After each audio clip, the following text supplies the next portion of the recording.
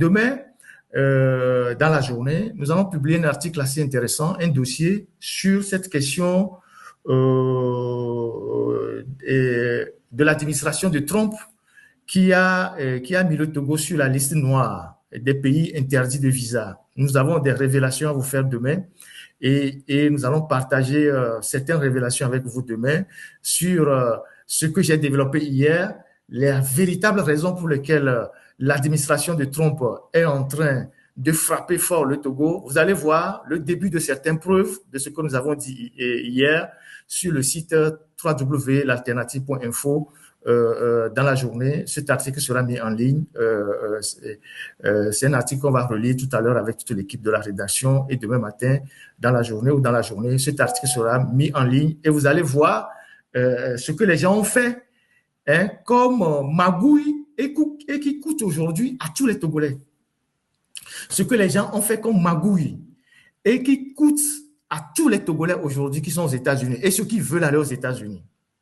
C'est inadmissible. Et ces gens-là, on doit les traquer. Nous devons les dénoncer. Parce que le Togo est devenu un pays de magouilles et de faussaires. Des gens qui ont trafiqué des documents pour envoyer leurs proches, leurs maîtresses, leurs tisards, des gens qui ne sont même pas dans l'administration, qui ne sont même pas des fonctionnaires, mais qui se sont retrouvés avec des passeports de service pour aller prendre des visas pour partir à des missions officielles aux États-Unis, d'où ils ne sont plus jamais revenus. C'est l'accumulation de tout ça qui fait qu'aujourd'hui, l'administration Trump est en train de frapper très dur le Togo. Et je vous assure que ce n'est pas fini. Ce n'est pas fini tant que le Togo ne va pas collaborer pour démanteler ce réseau, arrêter les gens, les Américains ne vont pas lever les suspensions. Et demain, on va vous sortir des documents, vous allez voir comment les gens, dans certains ministères, ont élaboré des documents pour permettre à leurs proches d'avoir des visas, alors que ces gens-là, avoir des passeports, alors que ces gens-là n'étaient pas des fonctionnaires.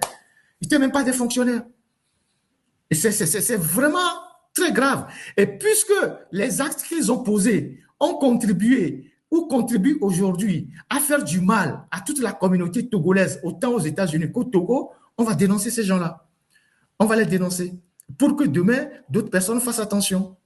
Donc, demain, ce serait ce dossier-là qu'on va publier. C'est une première partie. C'est la première partie des documents qu'on a eus. Il y a d'autres documents qu'on va récolter encore. Et donc, on va publier tout ça.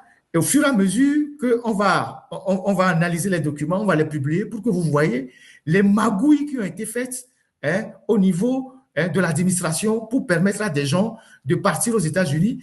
Et tenez-vous bien, il y a des gens qui sont des partisans du régime. Ils ont pris des visas avec le passeport de service. Une fois aux États-Unis, ils se sont déclarés réfugiés.